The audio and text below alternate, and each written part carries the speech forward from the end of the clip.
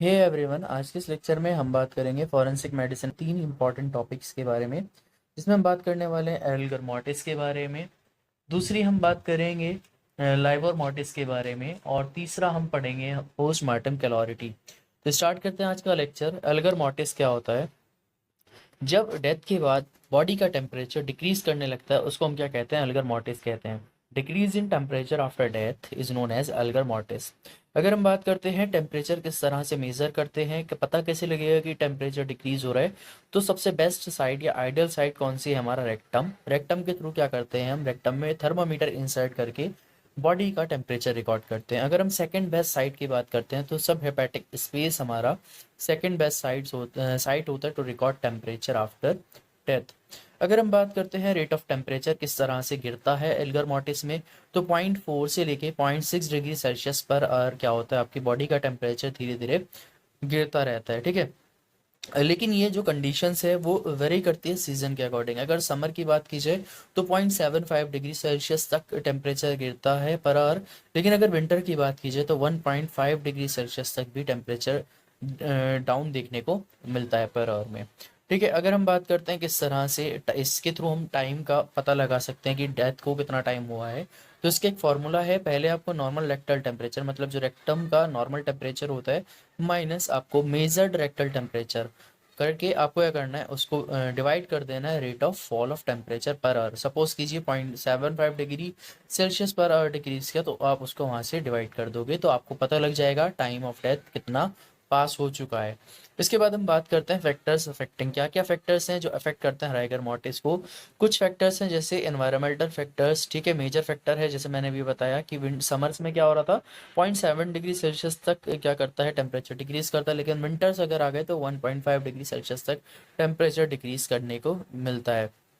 इसी के साथ एयर का movement, humidity, media of disposal, age, sex, clothing covering या मोड ऑफ डेथ पे भी डिपेंड करता है हमारा एल्गर मॉर्टिस।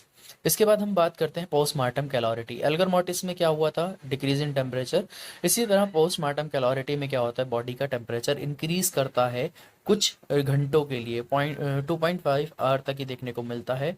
उसको हम क्या कहते हैं? पोस्टमार्टम कैलोरिटी। ये कुछ स्पेसिफिक कंडीशन में देखने को मिलता है, जैसे सेप्टिकीमिया और कॉलरा में।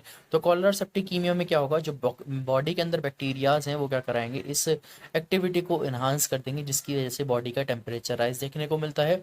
इसी तरह स्ट्राइकिंग की पॉइजनिंग या फिर टेटनस की पॉइजनिंग क्या करती है, हमारी मस्कुलर एक्टिविटीज़ को बढ़ा देती है, जिसकी वजह से वहाँ पे टेम्परेचर राइज देखने को मिल रहा होता है।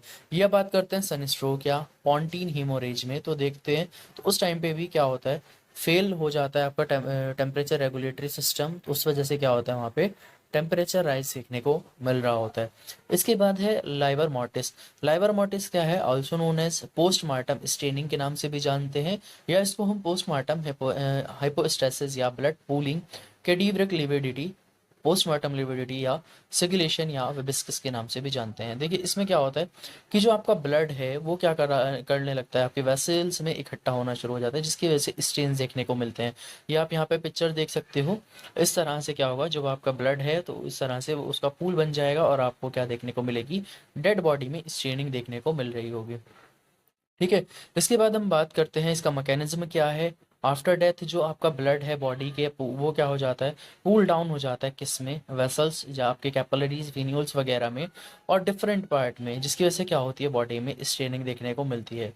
Body moving in running water, तो आपको अगर रनिंग वाटर में अगर कहीं पे बॉडी पड़ी है तो वहाँ पर आपको कोई भी पोस्टमार्टम स्ट्रेनिंग देखने को नहीं मिलती है। अगर हम बात करते हैं हैंगिंग में, तो पोस्टमार्टम स्ट्रेनिंग मेनली कहाँ पाई जाती है? फीट और हैंड्स में।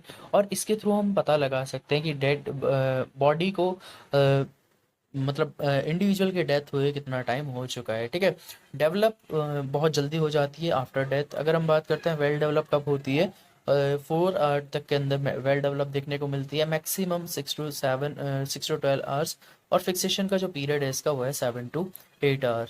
अगर हम बात करते हैं क्या क्या इसके मेडिको लीगल एस्पेक्ट्स हैं, ये एक मेडिको लीगल एस्पेक्ट्स इसका ये भी है कि ये हमें बताती है कि जो हमारी डेथ हुई है इंडिविजुअल की, वो किसके थ्रू हुई है।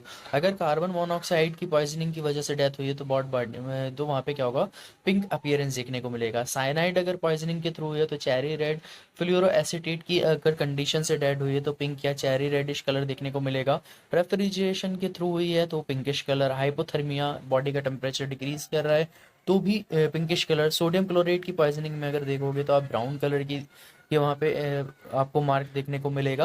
हाइड्रोजन सल्फाइड में ग्रीन और एनालीन वगैरह में डीप ब्लू, और इसी तरह कार्बन डाइऑक्साइड में ब्लूइश अपीयरेंस देखने को मिलता है। तो ये था आज का हमारा लेक्चर जिसमें हमने एल्गर मॉर्टिस, लाइवर मॉर्टिस और पोस्टमार्टम कैलोरिटी के बारे में पढ़ा। आई होप आपको लेक्चर पसंद आया होगा। मिलता है नेक्स्ट वीडियो में।